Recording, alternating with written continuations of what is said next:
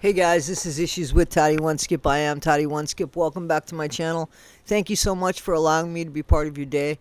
I understand the privilege that is because time is precious. Guys, I thank you so much for your belief in me and for the subscribers that I've gotten, for the comments, for the community that you guys have built. I'm so happy and proud to be part of it. It's a kind community, and often before we lose it, we always say, what do you mean by that? So I appreciate that. And I hope that this video will be in spirit of that. Because anytime I say something about Scientology, I get whacked around. But I'm somebody that's viewing it. You understand? So I feel like I know enough about Scientology to understand why it would bring people in and why you would be disappointed in it. I understand the steps, the clearing, the bridge. I don't think anybody in any kind of right mind can understand disconnection or why that would be, except for power, control, and isolation to get somebody to believe and convince them of what to think and how to feel and to take their money, right? I mean, Scientology, to be honest with you, is a money game. In my eyes, there's no religion in it.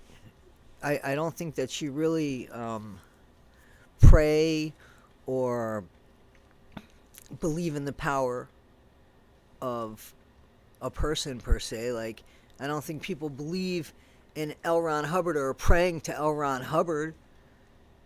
You know, there is a system, a self-help system per se, in my opinion, that got lost in greed, and somebody threw religion on it so that they can get financial benefit. That's how I see Scientology, as somebody who has watched a lot of stuff about it, read a lot of books about it, heard interviews, have done my fair of research, especially when Scientology and the Aftermath came out. Because right before then, if you remember, it was a Scientology movie, it was going clear, there was a lot of hype, and then Scientology in the Aftermath. So I feel like for somebody that's not in Scientology, I'm pretty well educated, but I'm not perfect, and I'm not an expert on it. But when I see a video that Blown for Good channel brought up about Jenny Linsen, who I don't know, but while I was listening to the interview, I kept saying, why don't you hold Mike Rinder to that same, like, why is Mike Rinder somebody that is any different than this person? Because Mike left already and this woman hasn't left yet. She might leave at some point. Maybe she won't. I'm sure a month before Mike Rinder finally left, nobody would believe he left. And I'm sure nobody would believe that Mark Headley was leaving until he left. And certainly not Claire, because she was going to get glasses, I think, right? There was something she was going to do. Nobody thought she was leaving because they wouldn't let her out of her sight. They thought for a while, but she kept convincing them otherwise, right? So maybe this woman's doing that. Maybe she hasn't just hit her spot yet. They haven't taken enough from her. They haven't insulted her enough. They haven't put hands on her yet. Maybe they haven't done that to where she says, I've had enough. I don't think it's fair of anybody that's outside of Scientology now to be screaming at people that were their level, did exactly what they did, but they just haven't seen the light yet, and they haven't gotten out of Scientology. Because until something happened to everybody that's gotten out of Scientology, they were fine with other people having shit happen to them. So let's look at this video and let's talk about it. This is from the Blown for Good channel, Mark Headley and Claire Headley. I know that I personally attended meetings that Jenny Linsen attended where David Miscavige got physically violent with people. And there were also meetings where David Miscavige would be like, you guys never put this guy's ethics in. You guys never do anything to anybody. It's always me who has to put it. And then people would start screaming and punching or smacking the person that he was saying that we never did that to. And so there were times when not only Jenny was in a meeting where David Miscavige assaulted somebody, she was in meetings where other Sea Org members were assaulting other Sea Org members. And in a lot of cases, she was easily one of the main contenders when it came to screaming and yelling at somebody for David Miscavige. Or if David Miscavige, I will note this, David Miscavige, I never physically saw him attack a female, but he would on many occasions get other female executives to attack or to yell or to scream at a female so that his hands weren't soiled by that. And Jenny would be one of those people that would get in the face of Lisa Schroer or Liz Ingber or any of these other female executives that was on Dave's bad side. Jenny was there. And I know you were in many more meetings that involved Jenny, where other Sea Org members, where he would assault somebody in SEMO Int or in another organization that I wasn't in that meeting with. Yeah.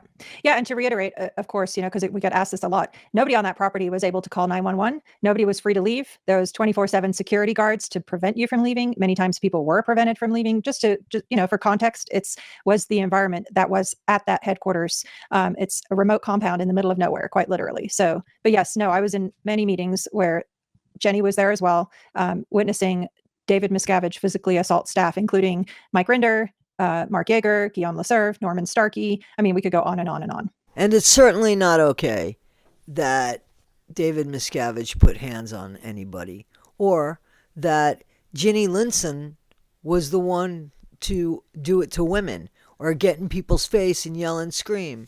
That's not okay. Obviously, that's not okay. I guess they're talking about her to say how bad she was. But Mike Rinder, he put hands on people too. A few of the viewers were like, Mike never put hands on anybody. Mike admits to putting hands on people. So again, just because he got out of Scientology because he got sick of being in the hole, has he made amends? Pretend that you guys don't like Mike Rinder. Because it's kind of like a neighbor, right? That, has done something bad. And I've said this before, like done something bad in their past life, while still on the planet. Not past life like Scientology past life, but like in their early 20s and stuff, and did some really horrific shit, right? And then they end up being your neighbor and you really like them and stuff, but then you find out, oh my God, for 30 years, they fucked people over. How do you feel about them now? You're not going to look at them any differently now? I mean, again, the people that want help shouldn't have to go to these people that behaved the way that they did. Just listen to the way that they behaved, please. How close is he with Tom Cruise? Extremely close. How close? Unnaturally extremely close. Mike Rinder is Australian. He was born in Melbourne and grew up in Adelaide, just 2 doors down from cricket greats, the Chappell brothers. After more than 3 decades at the top of Scientology International, he left in 2007. This is his first broadcast interview. No, I'm not stopping here. You listen to me for a second. Remember this screaming match between Scientologist Tommy Davis and BBC reporter John Sweeney? You've since spoken with John Sweeney. Did you apologise to him? Did you explain all of this? What did you say? Absolutely. I apologised to him. Mike Rinder was right there as Tommy Davis played out Scientology's plan. Tommy Davis had basically said priorly, look, I'm the guy that can goad Sweeney into losing it. And that was what Tommy Davis was trying to do. Is that what he said? Absolutely. You were there. He said that was his plan. That was his plan. Mike Rinder was ordered to handle the global media fallout from the BBC Panorama documentary, Scientology and Me. To your knowledge, did the church release it? No, Anderson. I mean, I'm not sure how that got onto YouTube. You have to lie because there's nothing else that you can do. You can't stand on TV and say, oh yeah, David Miscavige beat people up. Oh yeah, we forced them to disconnect their families. Now, Rinder says he's sorry for lying and he's telling the truth in an effort to stop the abuse. Rinder claims Scientology's leader, David Miscavige, uses fear and brutality to control. Here, David Miscavige introduces his trusted lieutenant, Mike Rinder, to a 2004 Scientology event. Rinder claims David Miscavige physically assaulted him many times. David Miscavige, the leader of Scientology, creeping up behind you and strangling you. Did that happen? Absolutely. It happened more than once. He's a very volatile personality. He will lash out for uncalled for reasons. Rinder admits he too was violent, along with other managers in Scientology. For we today shall marry here this groom and bride. Here, Mike Rinder presides over the wedding of his friend Marty Rathbun, another former high-ranking Scientologist. Scientology accuses these two of having a kinky relationship and of blaming David Miscavige for their own violent behaviour. David Miscavige never hit anyone. It was you and Marty Rathbun. That's exactly right. Who dealt out the savage beatings. And That's exactly right. you've admitted to hitting people. Absolutely, I have. So has Marty. And why did you do proud that? of it. Why did you do that? It was part of the culture. I mean, I know for a fact, because I was standing there when Miscavige told Marty, and he's told Tom DeVocht, I watched him say, if you don't go down there and whack. Guys, did you hear that? Lying's just part of the culture. He was doing it for 30 years as the top ranking in Scientology. He was doing it. You think all of a sudden you stop lying like that? You think all of a sudden that if that's your reality and you're living that reality for 30 years, you think that all of a sudden you can live a right life, a life that the normal person who's been living it and practicing it and the whole thing, could you just go ahead and lie? If you're not a liar, could you just go ahead and lie and manipulate and be that way like that if you live your life right? So he admitted to hitting people, and you see how easily he said, Marty did too. You know, like, don't look at me, look over there, look over there. Does that sound like a person who took responsibility? Or somebody that says, yep, but he did too. Look there, look there, look there. And so did that person, so did that person. It wasn't me, it wasn't me. And still, you think that these people should be on the Aftermath Foundation to help people that are seeking help for what they've been through when they were in Scientology. That really seems to still be right with people. Is it? You hear the behavior. Anyway, so moving on. So you made your escape on January 4th, 2005. So the craziness that ensued in January 2005 was next level. By this point, I had been banished to the hole as well. That took place in September 2004 because I refused to divorce you. And so now I was working in the same offices with Jenny Linsen day and night, barely ever going home, as I'm sure you remember. At least as I remember, this is what this meeting was about. And it could have also been other management issues that Jenny was supposed to take care of. She had stayed up all night, Saturday night, working on this. And so David Miscavige showed up at the meeting. Jenny had had no sleep, looked terrible, big dark circles under her eyes. And every single response that she gave to David Miscavige infuriated him more and more and more. And finally, he was like, that's it. This woman is psychotic. What is going on? And Jenny spits out, I haven't slept in 4 days, sir, or something like this. So David Miscavige then orders all of management, which is around this, I want to say it's like 80 people. He says, that's it. You are going to make Jenny sleep. And so and he was like, and nobody is to do anything else until this order has been complied with. So we were in this big conference room in the double wide trailer at the headquarters. Which was called the hole. That was where the hole was. It was where this took place, was in the hole. That's right. They dragged in a bed into the conference room, shut all the windows and put all the blinds down and made it dark. And then everybody had to stand and watch Jenny sleep, which I think she slept for like at least 15 hours. I mean, starting at like 3 p.m. on Sunday, actually, she slept through till the next day. And we all had to stand there the entire time while Jenny's sleeping. Nobody was allowed to leave until a compliance report could be sent to David Miscavige to say, sir, Jenny has now slept. It was absolute insanity. That is crazy. Yeah. It's odd behavior, right? And I'm glad that Claire can laugh about it now. But there was a lot worse behavior that has affected these people horrible. And when they talk about it, or they try to talk about it, and they reach out to somebody who's part of the foundation that's supposed to help them, they say, that it's supposed to help them. How is it helping them when you kind of just close the door or you say things about them? That's mean. Everybody handles trauma differently. And you guys didn't experience trauma the same way. So this is just to prove this. This is just to say, look at this. And this is also to say, how dare you say something about Jenny Linsen because she hasn't reached her clear in the real world and said, oh my gosh, this place is bullshit. And wow, I've realized she hasn't had her epiphany. You guys have had your epiphany. Maybe if she gets in the hole a few times, somebody beats the shit out of her a few times, maybe she'll decide too, this isn't so good. And then you guys will criticize her because why? Because she watched other people do it and it didn't bother her until it happened to her. Well, that's the same thing that's going on here. It's the same thing that's going on here. And those are people that shouldn't be on a foundation that talks to the people that are asking for help. They should be brought down a tier and used as specialists. I just don't understand why they don't see the irony and the gall of doing that. We do have a document, and this is how this video is going to end today. We're definitely going to do a part 2 on Jenny Linsen because we've got some crazy videos of Jenny as well.